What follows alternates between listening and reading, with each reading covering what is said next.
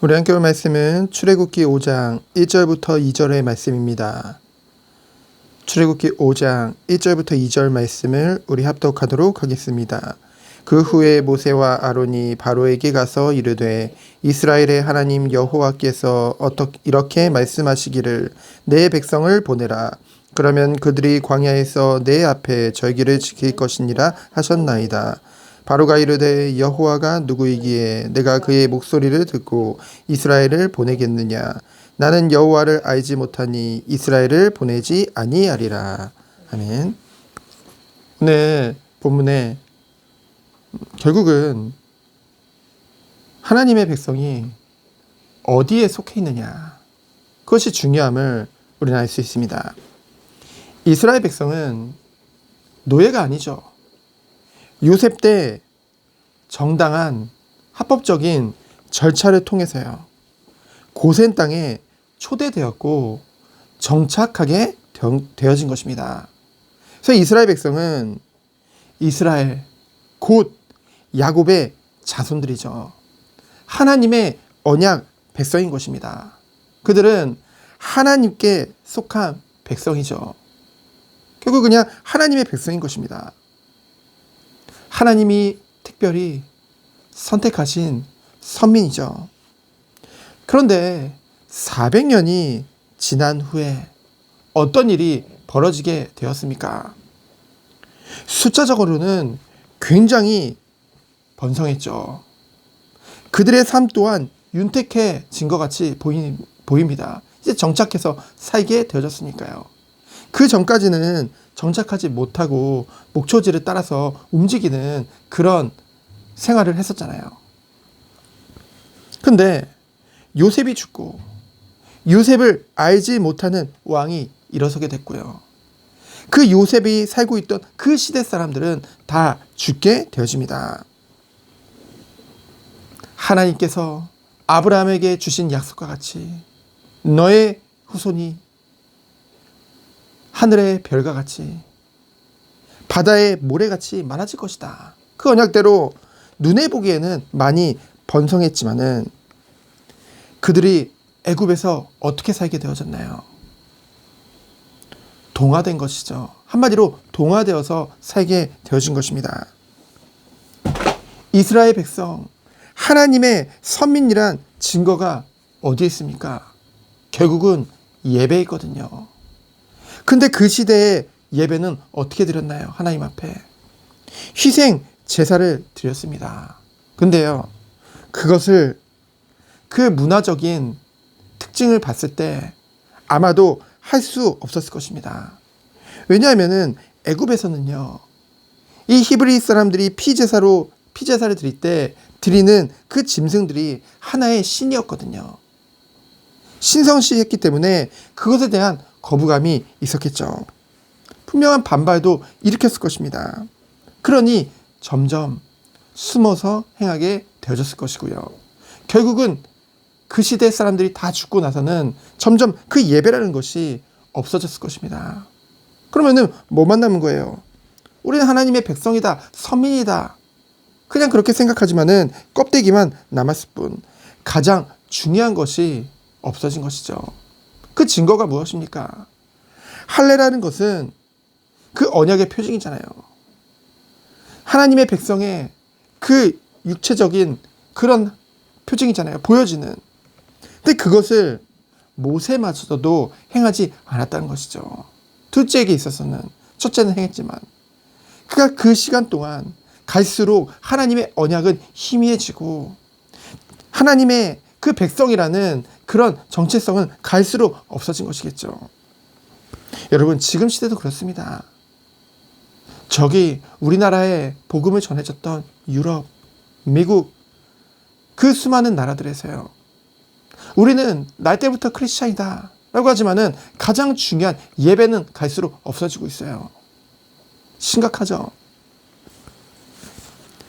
이러한 상황 속에서 결국은 이스라엘 백성들이 눈에 보기에는 애굽에서 잘 살고 있는 것 같지만은 정신적으로, 영적으로는 갈수록 노예화 되어지는 것을 우리는 보게 되어집니다. 노예화지만은 말이 노예화지 사실상 애굽의 노예가 된 거예요. 바로의 노예가 된 거예요. 세상의 노예가 된 것입니다. 하나님의 시간표에 하나님께서는 모세를 준비하셨죠. 모세는 처음에는 거부했어요. 불순종할 수밖에 없었습니다. 하지만 하나님께서는 그러한 모세를 붙잡으시고 강한 손으로 붙잡으시고, 왜요? 하나님의 일을 이루어야 되기 때문에. 그래서 모든 것을 섭리하시고 그를 지도자로 부르시고 세워나가는 것을 우리는 보게 되었습니다. 그래서 오늘 본문에 보면은 바로 앞에 선 모세와 아론이죠. 그 앞에서 그 바로 왕, 애굽의 왕 아닙니까? 대단한 왕이에요. 그 앞에서 뭐라고 했습니까?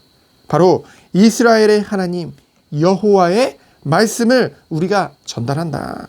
그러면서 뭐라고 했습니까? 하나님이 말씀하시기를 내 백성을 보내라. 그러면서 뭐라고 했습니까? 광야에서 내 절기를 지킬 것이다.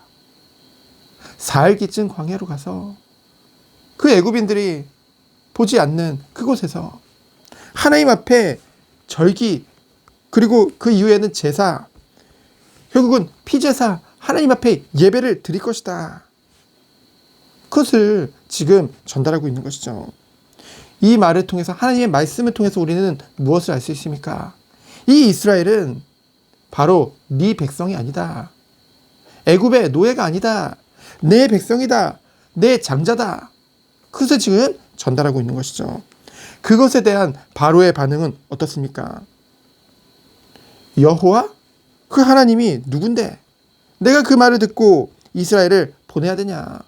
이 이스라엘 백성은 나의 노예인데, 내 백성인데 나는 여호와를 알지도 못한다. 한마디로 뭡니까?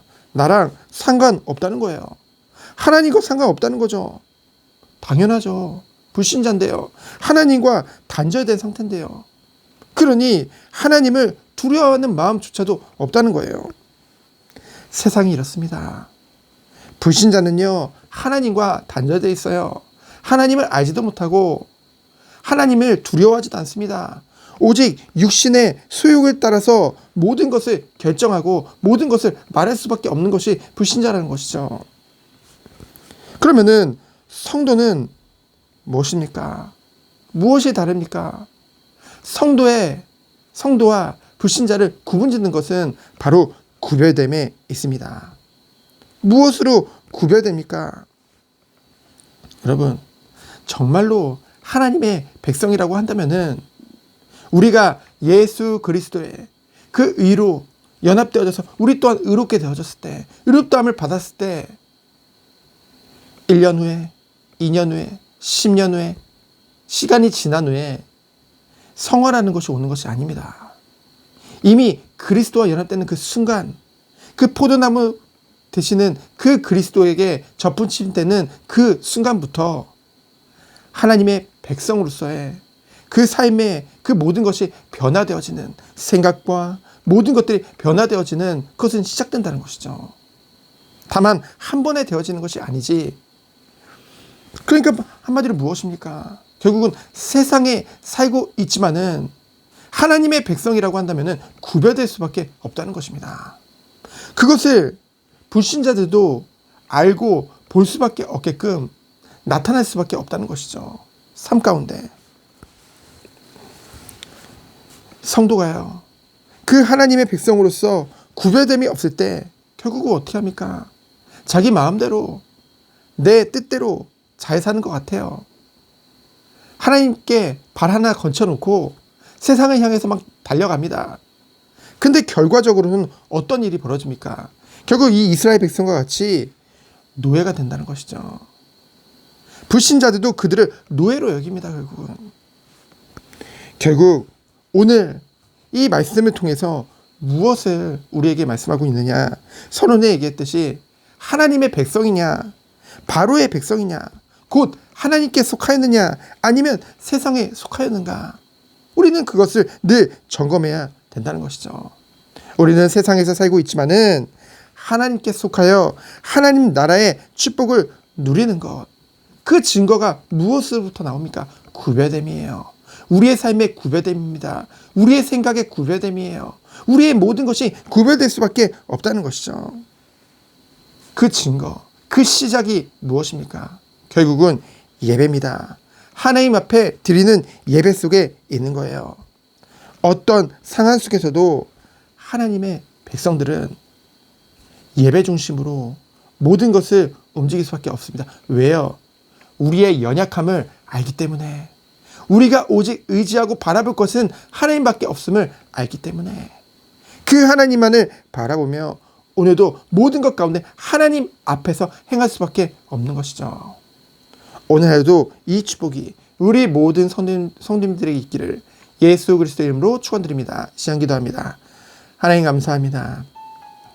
하나님의 백성으로서의 정체성을 놓치지 않고 오직 하나님을 바라보며 예배 중심으로 나아가는 우리 모든 성도님 되도록 주께서 축복하여 주옵소서.